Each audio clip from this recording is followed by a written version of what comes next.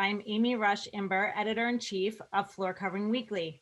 And today I'm here with this wonderful panel to talk about building top-notch teams.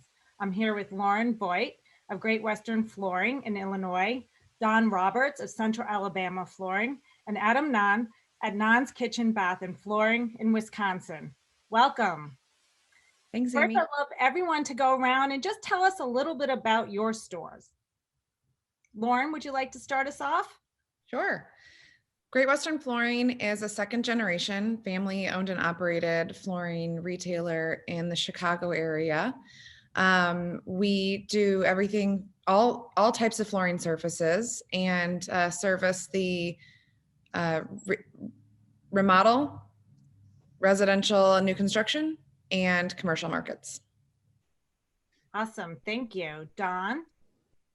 Well, I'm with Central Alabama Flooring, and we've got 5 locations in Alabama, 3 in Birmingham, 1 in Tuscaloosa, and 1 in Huntsville.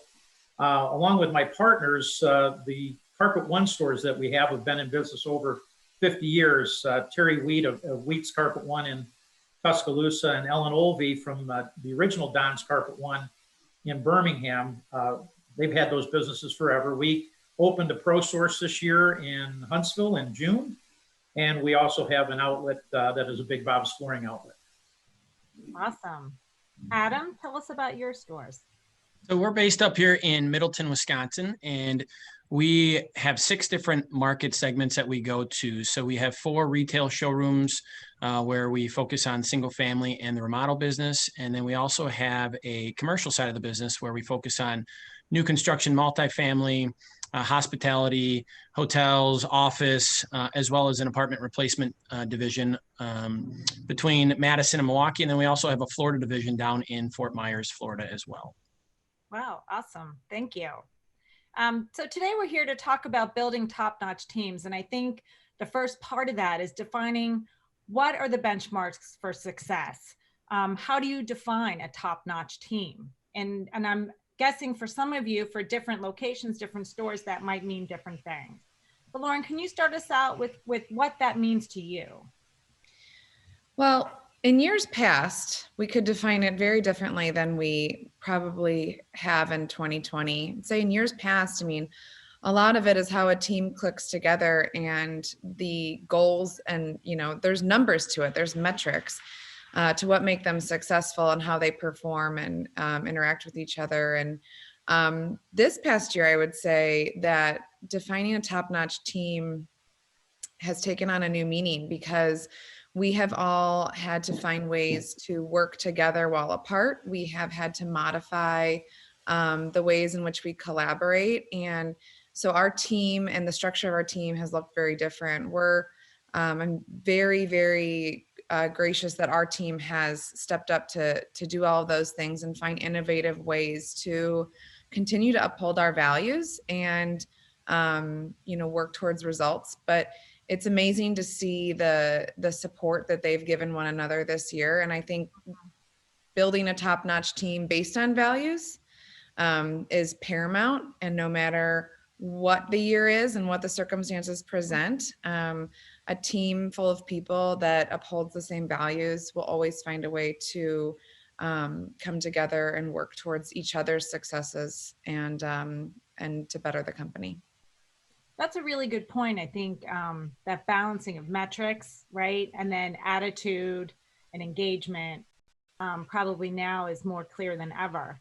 Don, what are you finding today in terms of, how you define, and has that changed? Well, okay, so running sales teams, which I've pretty much done all my life, you look at, today you look more at the entire team of your company than you did at this. I mean, I was always focused on the sales part of our company. They were the driving force. They were the revenue generators. They were the people that made everything happen, so that, literally everybody in our company had a job and had an income, Today it's more critical, because I think for a dealer to be successful, they have to be a lot leaner than they were in the past. Mm-hmm. I look back at my days with New York Carpet World, and we had like 80 people in the back office processing paper, And today, with a company of 5 stores, what I have, I basically have a bookkeeper, an order person, and someone that does payroll and payables, and that's about it, because we're automated with, with software and what have you. But they are so critical still. The gentleman that takes care of my product file, that keeps everything accurate and my pricing accurate for my salespeople to be able to do their job and not misquote things and not put the wrong product or get the wrong product ordered and stuff. You look at that whole team and how they interact. And frankly, back in the day, there was the sales team and the anti-sales team, and the anti-sales team was all that back office that all they did was complain about how bad the salespeople were, right? But I think while some of that still goes on, I think they do realize that if they can get everything solved together, if they can work together, they can all be more productive. And as a company, we can do more with less and still grow, the way that we want to. But it is very important that you have people that click. I wasn't such a big person on clicking, years ago, because I wanted those aggressive salespeople that, would just run and take no hostages, Yeah. But it's a little bit more important today, I think, especially with some of these younger generations. Everybody needs to be able to click together. So, Adam, can you share with us what building a top-notch team means to you? How do you define it? And especially in light of what Lauren and Don are talking about, balancing the metrics and attitude and meshing of a team. So we talk a lot about the 14-4 rule within our company. Every job you do really well, they tell 4 people. Every job you do bad, they tell 14, right? And it doesn't matter if it's we have our front desk receptionist, or if it's one of our delivery guys, or one of our installers, or one of our salespeople, right?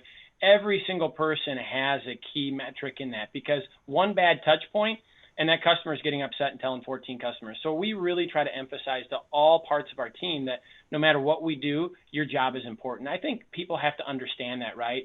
A salesperson isn't better than a warehouse associate or better than an installer, right? It's really a team, and we all have to collectively come together to make sure our customers are happy. So we look a lot of it on building a team, right? I mean, it's not an easy thing. We're obviously on here. Lauren and Don have talked as well about it takes a lot of time and effort, but truly building a great team, I think you also have to know your people. You can't just expect them and bark at them. You have to appreciate them, right? And really showing some of that servant leadership. I think that's something that we try to do. Each one of my managers, I have them do a 5-minute meeting minimum a week just to talk no business, just personal. Hey, how you doing?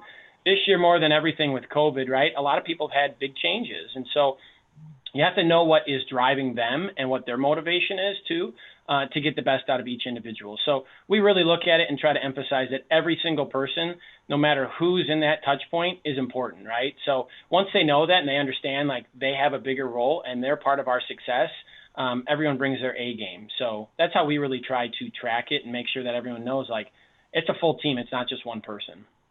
I love that. And I love that sort of having that time where you're not talking business necessarily, but you're really getting to understand that person as well. What is the hiring and the retaining process like for you all?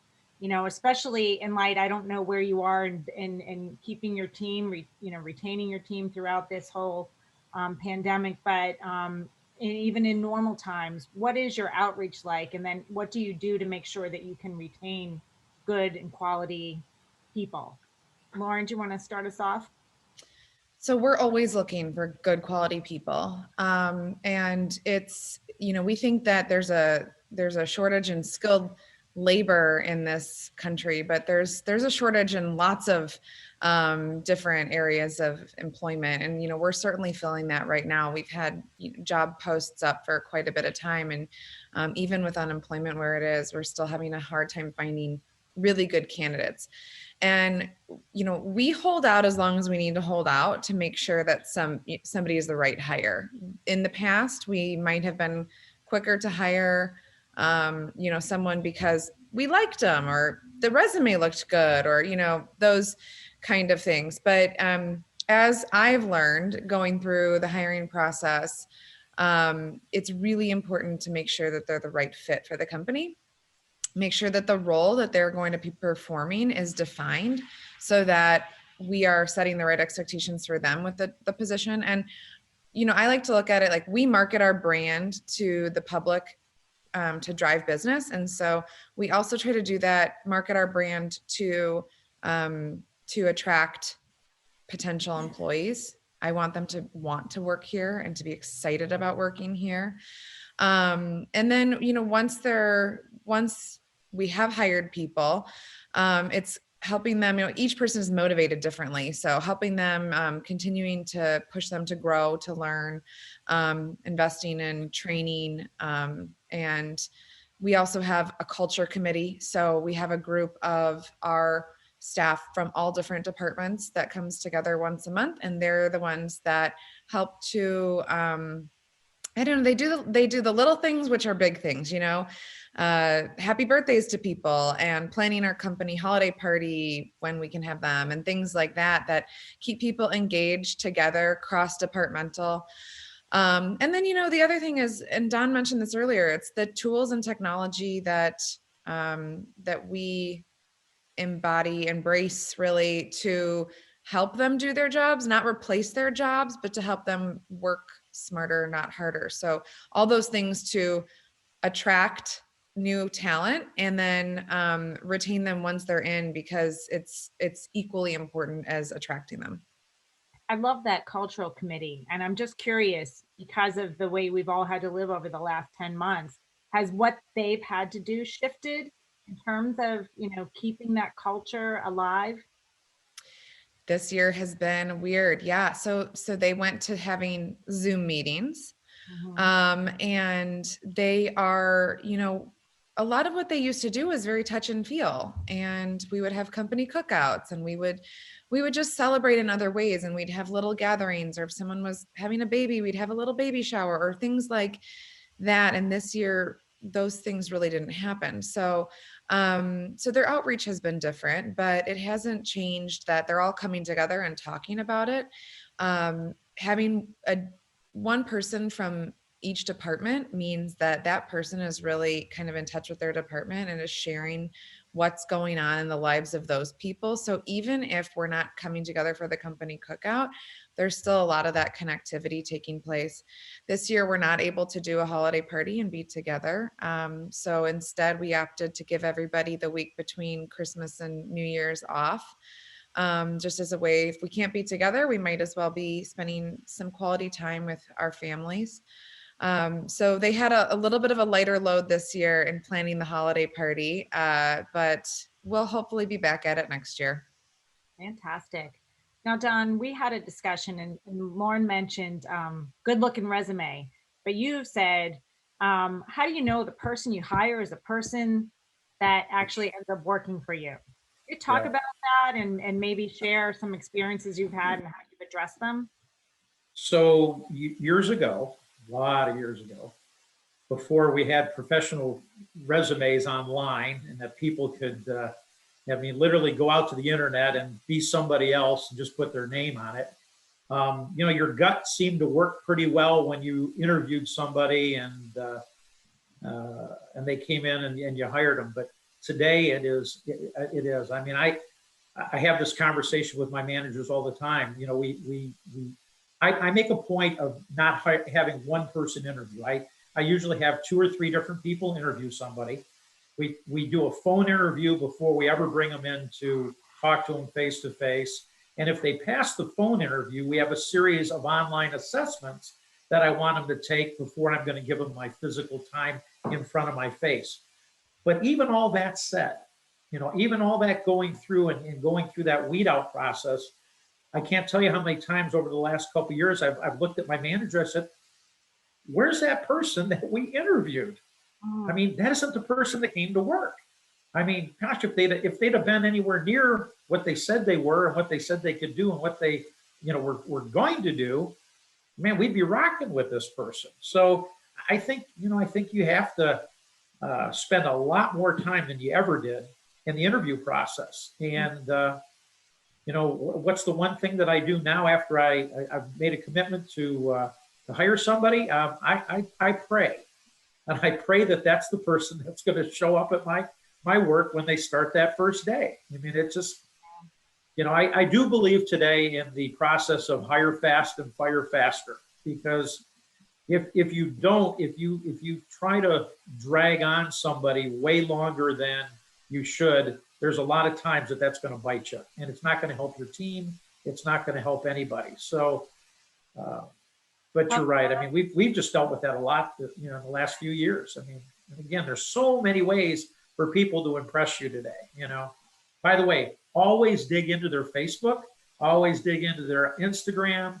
Look on LinkedIn. You're going to find things that, frankly, you don't want to find. Because people are proud of the crud they do in the world, and they want to post it for the world to see.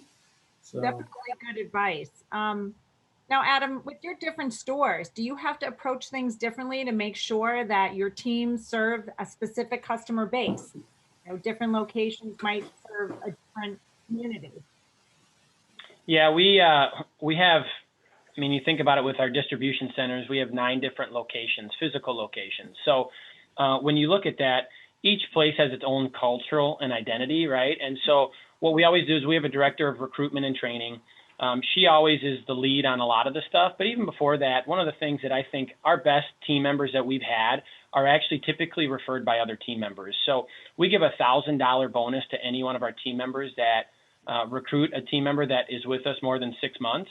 And so that's actually been really beneficial. I mean, we've got a lot of longstanding team members, but that's our number one best success of people, right? Because they know that person. They're not going to refer them if they wouldn't hire them themselves typically. And so that's probably our greatest tool. But besides that, we have a director of recruitment and training. She'll meet with them. If they pass the sniff test and a lot of the stuff that we require, then what we typically do is we get multiple managers in, like Don had mentioned earlier. I like to have at least 2 or 3 people that can meet them. They teach in school now how to interview, right? And so these people come, they have all the answers. So, when I get in an interview process, I always like to throw a curveball just to kind of get reactions, because these guys have been trained how to interview, right? And so I want to see and really get to that core of who that person is. And that can be difficult. What would a curveball be? What's an example of what you would ask someone to sort of make sure that you're getting the real person?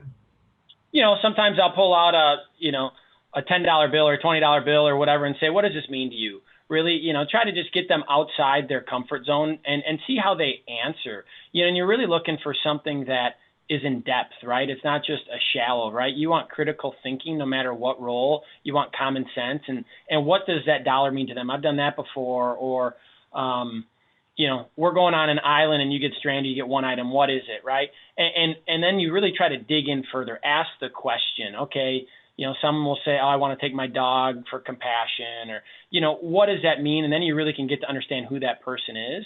I always like competitive people. I think those are the best. So, if they have some form of background in athletics and they're competitive, I really like that because they want to compete, they want to win, and they want to get better day in, day out. And that's really the goal of hiring the best team you can have. That's awesome. Now, Lauren, I know when we talked, you've inherited some of your team, right? So how do you put your mark on your team, and how do you mesh a team that existed with bringing in new people? How does that dynamic work for you? Yeah. So 2 things. One, I wanted to go back really quick to, knowing who you hired as the person that's going to show up for work. One tool that we think is really important is predictive index. There's other things that are like this, like culture index, but this is a platform that is a paid for platform, and it's basically behavioral indexing. And we use that because it tells us about a person, and it tells us about, there's no right or wrong answers to it. It just tells us more inherently like who they are. And I've very rarely seen it be wrong. And so it tells, who you are and then how you show up to work. So, like I have my own profile, and it very clearly, if my sister who works with me reads it, she knows this is how Lauren is going to kind of experience the situation. And it kind of, no matter what the situation is, it is pretty accurate. So it's a great tool. I highly recommend it.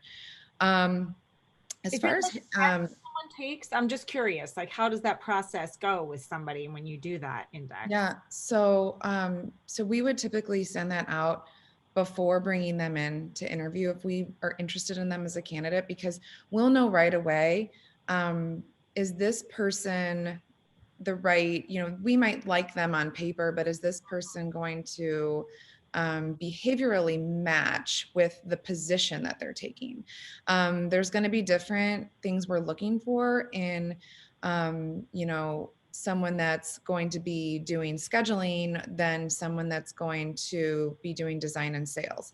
And so we want their habits and their behaviors to resemble kind of our ideal profile in those categories. Not saying that we won't vary from that, but when we look at this at large, we like to say, okay, they're kind of on track. And also, are they going to be happy in this position with the demands that are put on them based on their profile? So great tool, highly recommend it.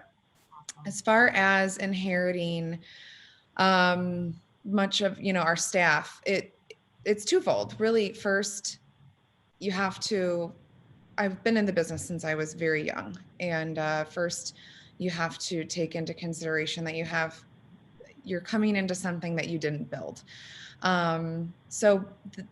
First and foremost, it's building trust and just proving yourself as a leader in your own right, and outside of that of your father, your family. And then the harder part really is it's establishing what the clear values are going forward.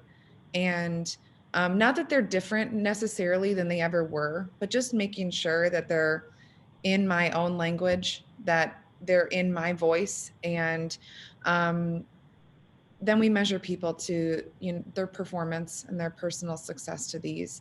That means still having respect for people that are part of this team that I did inherit. And it means coaching, changing, working with people to, modify how we're doing things that's different from how we used to do things. But, and it sometimes can mean that some people find that they're no longer a fit for the organization that we are continuing to build and grow. We've outgrown them, or they've outgrown us. There is so much that we haven't even talked about yet, and we're winding down to our last few minutes. So Don, I'm going to start with you. Sort of final thoughts. If there was one last piece of advice you would give someone who's, starting to build their team at the retail level, what would that piece of advice be from you? I'd like to tell you, you want to build a team that intermixes well together. I would tell you, look at the position you're hiring for.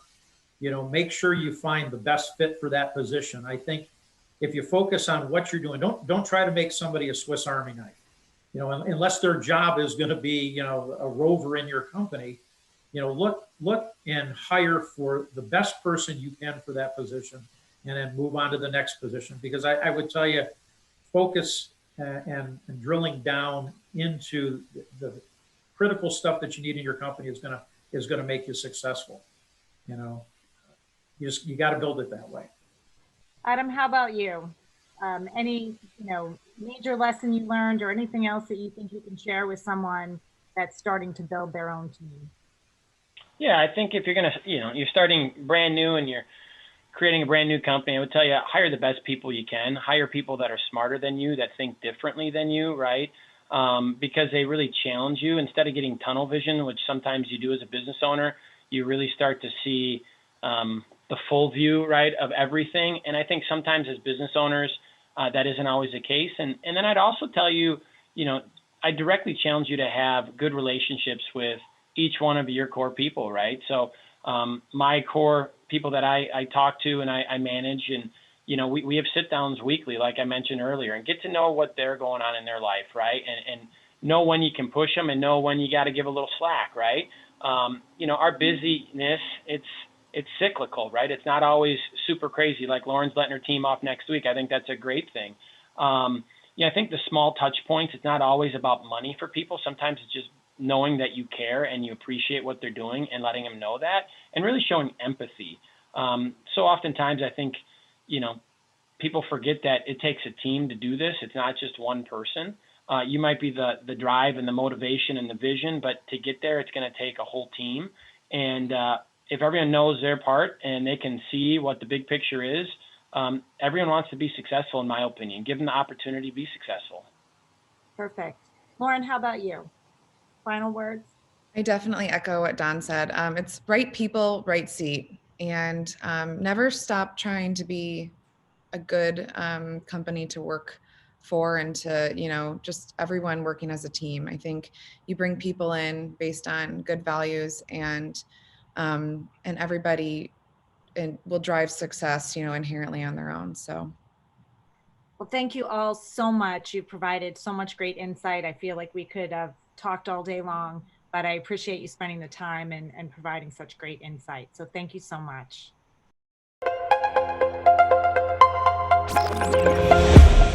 Hello, and thank you for watching our panel. And welcome back to Adam and Lauren and Don. Now is the time where you can ask us some questions. There's a chat box in your top right corner. So type them in and I'll read them to our panelists and you'll get your answers. And while we wait for you to engage with us, you saw the panel and they talked so much about building top-notch teams and how to build a successful team. And so I wanted to ask them a quick question, and that is, what do you do when you have an underperformer? How do you handle that situation? Don, you want to take that? Sure, absolutely. You're always going to have that, depending on times of years, you're going to have those ups and downs with your team. Hopefully that it's just a short term when they have the down. But, sometimes it's just back doing some re-education, dealing with things that they may have going on in their personal lives that you're just not aware of. Hopefully you're in conversation when somebody's heading south. But, at some point in time, you're going to make a decision on what you need to do. And, you'll have to run ads and look for additional people if it comes to that. But, we're all about, retread, retraining, re-engaging, because it's so much easier to take an existing person that was a good performer for you at some point in time and get them back on track than it is to start green and start that process over, which means you lose, 6 to 8 months of your time. Thank you. Well, we have our first question. In light of the pandemic, have you seen any gaps in teams being able to effectively communicate towards a team goal, such as fully servicing customers? I think that we've seen the opposite, actually. We've been able to utilize technology in new ways that bring our multiple locations together, bring clients an opportunity to communicate with us in the way that they like to communicate and not the way that we were traditionally choosing to communicate with them. So if a customer wants to, do a virtual selection or communicate with us via text, that's much more easy to do these days than it was a year ago. I think we've seen a good increase there. Adam, how about you? Yeah, I would agree. I mean, I think there's some areas that are definitely more difficult in general, right? Out in the fields become, I think, right, you're out in the field, it's a lot more difficult. On the sales side of things, though, I think it's a lot easier, right? There's so many different things between Salesforce and now, right now we're doing this over a Zoom. A lot of our clients prefer these Zoom meetings, right? You still have the face-to-face interaction. We send weekly reports. It's actually a lot more efficient for our people as well that are doing the customer service side of things. But the stuff out in the field is the one area that it's tough, right? Some people don't want you out there. So I would say certain parts are easier and certain parts are definitely more difficult. We also have a question. I'm sorry, Lauren, for you, the paid for platform that you mentioned, they would like to know what that is, what it was called again. Can you repeat the question? You had mentioned a paid for platform. Oh, I believe with the behavioral indexing, it's called Predictive Index. Mm-hmm. Okay. Don, you had something you wanted to ask or you wanted to say? I think I'm beyond that now, so that's okay. We're good. Well, this is a great question too. How do you deal with a top performer that is not a team player? I think that a lot of top performers, sometimes you can struggle with that. Being a top performer, if you're not aligned with the company's values, is sometimes what creates top performance, but it's not sustainable for the organization. So I am currently dealing with, some similar situations where, we're trying to find what is the right fit for this person and how do we re-engage them with the, with our values in a way that they can work alongside the team and with the company. and continue to have them perform. But your best performers, even if they're just making it rain from a sales standpoint, or your best installers, or whoever it is, if they're not aligned with the culture and values of your organization and all rowing in the same direction, I mean, you have to take corrective action. Don, how about you? I think when you use the word top performer, you get a lot of these people that are type A personalities. They're driven. They're the type of person that comes to work. They're not there to be everybody's friend. They're not there to, to socialize and everything else. They come to be productive. They walk in this, your showroom at 8 in the morning, and they work constantly till 6 o'clock, and they don't understand why the rest of your team doesn't do the same thing. I think you get that a lot in top performers. It's one thing, like Lauren said, that if they're doing things against the culture of your organization, or they're doing immoral or things like that, I think you got to address it. But by their nature, a top performer, frankly, I want to find 3 or 4 more. I don't care that they all get along and are warm and fuzzy. As long as they respect each other's boundaries, as long as they, aren't doing immoral things or, stealing from my company or whatever. I look for those personalities all the time. I want a driven person, don't necessarily need a friend. I've got a cat at home or a dog or something like that. Adam, how about you? Have you faced that? Yeah. Where you're a top performer but not a team player? Yeah, I mean, if it's very similar to what Lauren and Don both said, right? I think I'm a big sports guy from a management perspective, right? And I don't know if you saw that Michael Jordan, 10 series docuseries. Phil Jackson said, "Hey, I had to manage him differently," right? He still had the drive and the goals of what we wanted. You had to treat him. I don't treat everybody exactly the same. As long as they're providing in the same mission that you want as a company, I think that's good. But you're going to have to treat some of your star performers a little bit differently sometimes. Now, within reason, right? If they're going against the grain and against what you want to do from a goal perspective, team, that's one thing. But you're not going to treat everybody exactly the same. It's just, unfortunately, that's not what business is all about. Another question. Somebody once told me, Amy, all people are created equal. Some are just more equal than others. Okay, words to live by. You discussed looking for good people. Can you give me advice on finding a good team? I can. It's called 365 days a year. You can't look for people when you need people. You got to look for people literally every day. I've got ads running for sales help all the time, whether I need somebody or not, because I find them when I don't need them. We're looking, my managers, when they go to restaurants, when they go out to dinner, at night, or if they're going to socialize and go to a bar, they're always looking for that person to recruit to come into our business. I don't look for flooring people anymore. If I get a flooring person today, it's somebody that moved from another city to this city because they got transferred with their spouse, and that's the only reason they left the last company. If they left another company in town, there's a good chance they left for bad reasons or no good, why do I want that person? So I think it's a 365-day a year recruitment that's looking for these people, and that's how you're gonna put that team together. I think some of it, Amy, is day-to-day interactions with the team members too, right? At the end of the day, I think you want to start with culture. That's the most important thing to building a good team, and it starts with you, the owner, the person that they see at the top.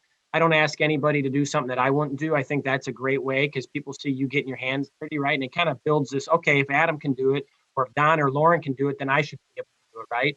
And I think it kind of creates that whole team atmosphere. When we celebrate together, right? We do lunches for the team.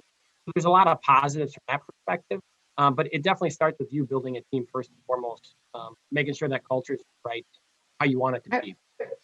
And I would add to that, when we interview someone, so maybe not the first round interview, but maybe a few rounds in, we'll have people on the team do a group interview with that person so that we can see, are they going to be a good fit? Is there any concerns that they can bring up that we're not seeing? They're looking at things in a different light. So we want the team to make a decision with us, alongside us, because we are a team.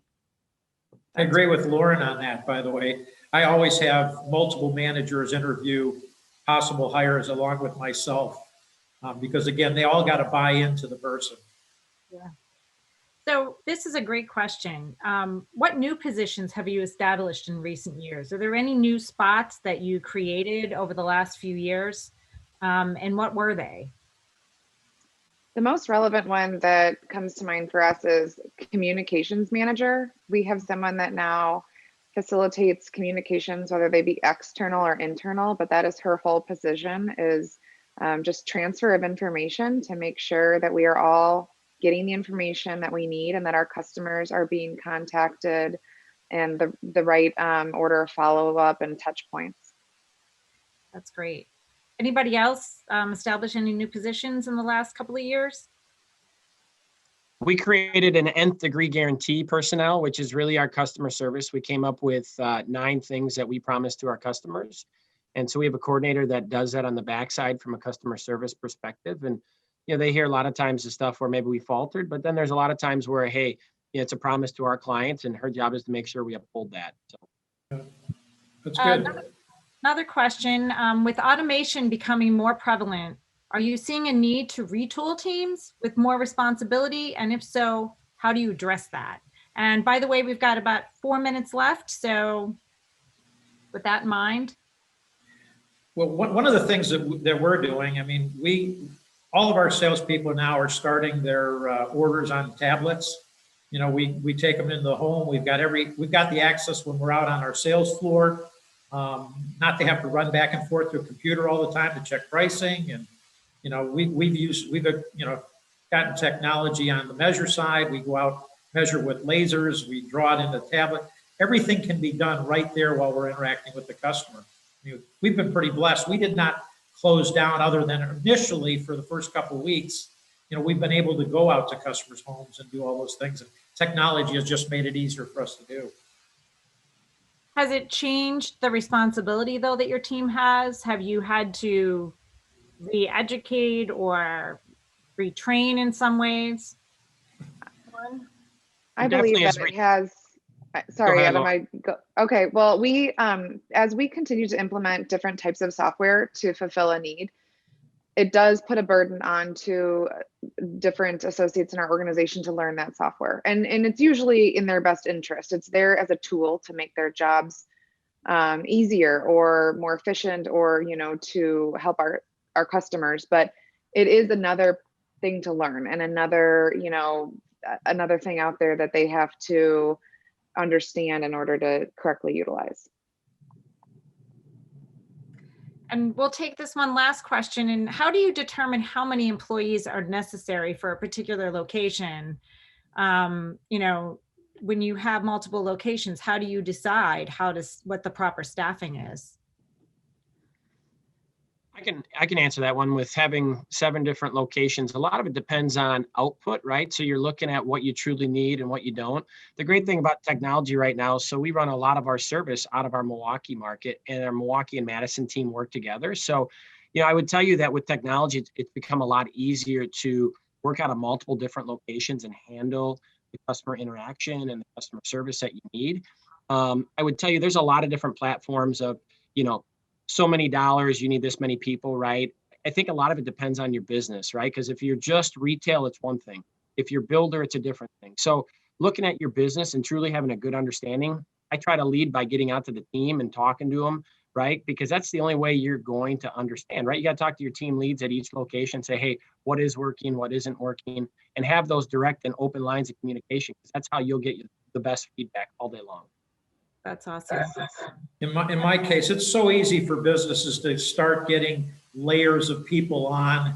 You know, they all feel they got to add. And I'll tell you, I try to keep my business as thin as possible. We have 5 locations. I've got 3 back office people total. One of them works from Kansas.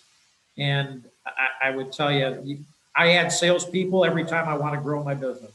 Add a salesperson, you grow your business.